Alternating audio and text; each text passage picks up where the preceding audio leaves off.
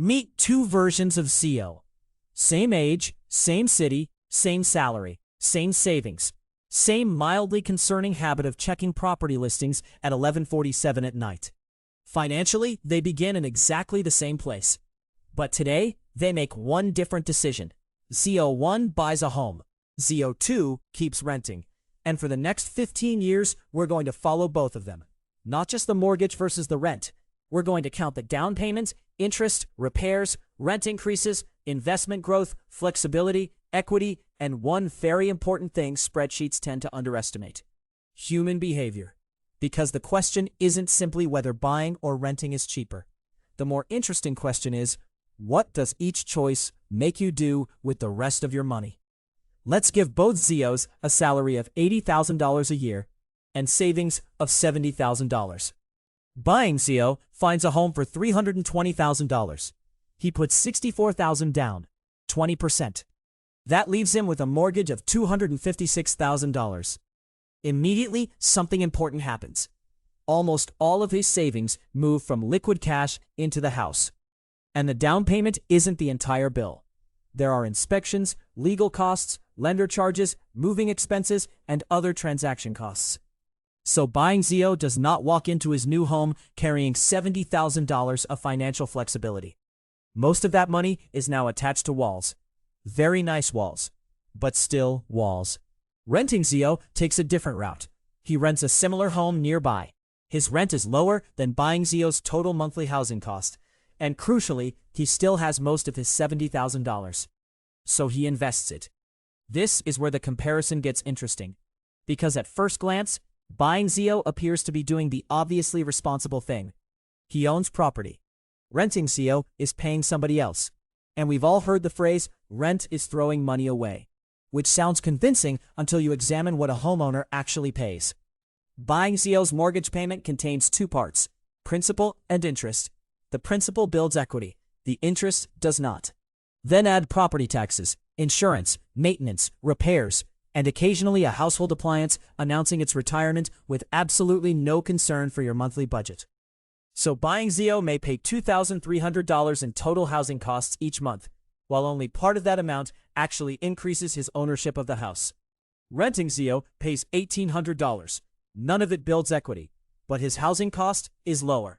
So the first major question appears: what happens to the difference? If renting Zeo spends it, buying Zeo may build wealth faster simply because his mortgage forces him to save through equity. But if renting Zeo invests the difference consistently, we have a very different competition. And this is where the two Zeos begin separating. Year 1. Buying Zeo is excited. He owns a house. He paints a wall, then paints it again, because apparently choosing warm white instead of soft white is now a major adult responsibility. His mortgage balance begins falling. Slowly. That word matters. Early in a long mortgage, a large portion of the payment can go toward interest. So the equity created through principal repayment builds more slowly at the beginning than many buyers expect. But the house may also appreciate. If the property becomes more valuable, buying Zeo benefits from that increase. Renting Zeo has no property appreciation. Instead, his original savings remain invested. And every month, he invests the difference between his rent and buying Zeo's higher housing cost. At the beginning, renting Zeo looks surprisingly strong. He has flexibility, he has investments, and he does not receive phone calls from a roof. But time changes the equation. Let's jump ahead 5 years. Buying Zeo's house is now worth more than when he purchased it. He has also paid down some of the mortgage. Together, appreciation plus principal repayment have created meaningful home equity. But he has also paid property taxes, insurance, and maintenance. Some years were easy. Other years introduced him to the interesting financial personality of plumbing. Renting Zeo's portfolio has also grown. His original investment has had 5 years to compound, and he has continued adding money every month. But his rent has risen. That matters enormously, because buying Zeo's principal and interest payment may remain relatively stable if he has a fixed-rate mortgage. Renting Zeo's landlord has no similar emotional attachment to the original rent. 1800 becomes 1900, then 2000, then more. Slowly, renting Zeo's original monthly advantage starts shrinking, and this creates the first major crossover. Early on, renting may create more monthly cash flow. Later, rising rent can reduce that advantage. Meanwhile, buying Zeo keeps building equity. So does buying automatically win if you wait long enough? Not necessarily, because renting Zeo still has something powerful: opportunity cost. Remember that large down payment? Buying Zeo put it into the house. Renting Zeo invested it. If financial markets perform well over long periods, that money has years to compound.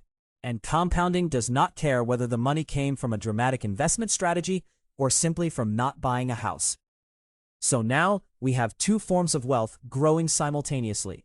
Buying Zeo builds home equity. Renting Zeo builds a financial portfolio. And the winner depends heavily on assumptions: home appreciation, investment returns, mortgage rates, rent increases, maintenance, taxes, and how long each Zeo stays in the same place. Which brings us to one of the biggest mistakes in the rent versus buy debate.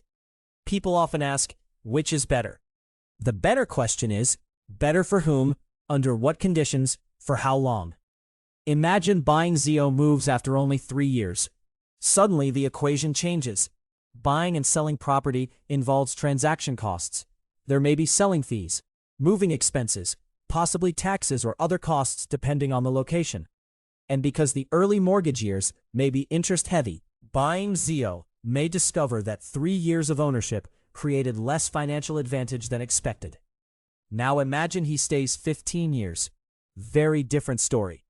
Transaction costs are spread across a much longer period. More principal has been repaid. The home has had more time to appreciate. And the fixed portion of the mortgage may look increasingly attractive compared with rising rents. Time is not a minor detail.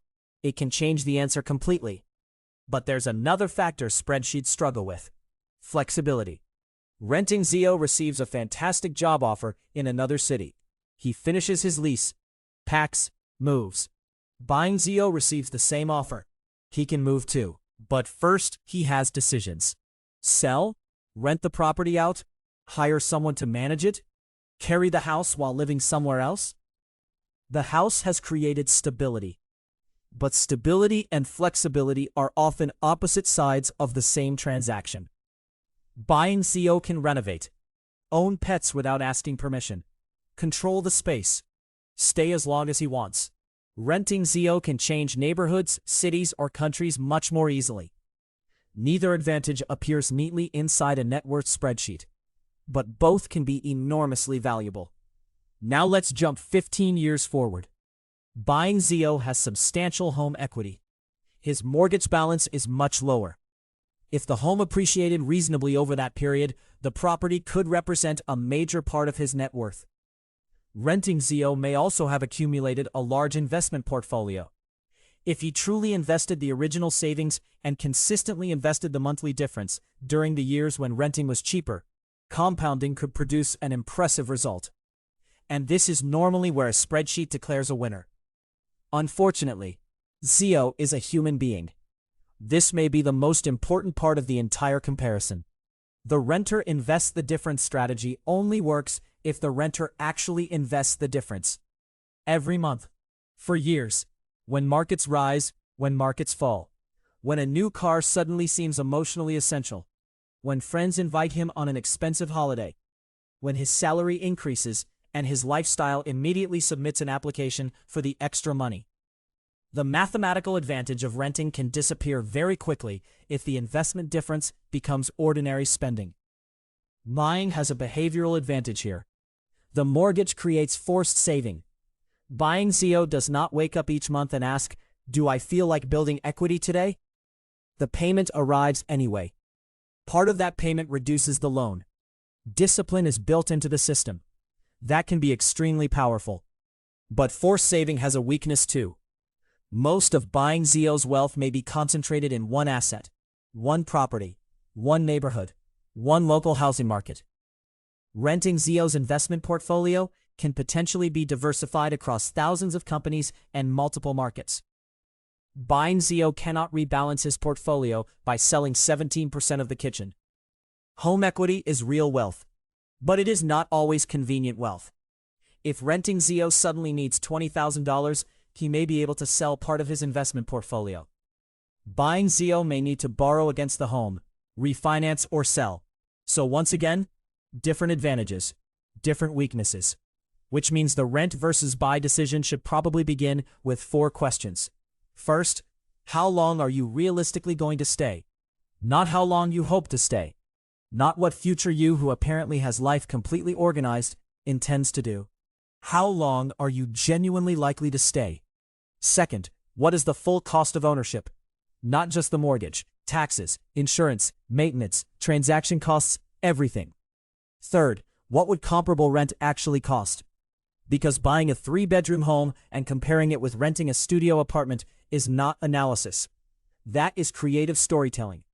And fourth, if you rent, will you actually invest the difference? That question may matter more than any calculator, because renting can create flexibility and investment opportunity. But opportunity only becomes wealth if you use it. Buying can create stability and forced equity, but ownership also carries costs, concentration, and less flexibility. So is renting throwing money away? No. Rent buys housing. Mortgage interest buys borrowing. Property taxes fund local services. Insurance buys protection. Maintenance keeps the building standing. Every housing choice includes expenses that do not become wealth. The goal is not to eliminate every wasted dollar. That is impossible. The goal is to understand what you are buying with those dollars. And this is where our 2 Zeos finally teach us something more important than whether renting or buying won the spreadsheet. Their outcomes were not determined by one decision. They were determined by what happened after it. Buying Zeo needed time. He needed a property he could genuinely afford. And he needed enough financial flexibility to survive repairs and life changes. Renting Zeo needed discipline. He needed to invest rather than quietly upgrade his lifestyle with every dollar he saved. So the winner is not always the homeowner, and it is not always the renter. The better choice is the one whose trade-offs match your actual life, and whose behavioral requirements you can realistically maintain. Because personal finance is rarely about finding the mathematically perfect decision. It is about finding a good decision that the human being making it can actually stick with. And that human being, unfortunately, is always part of the calculation.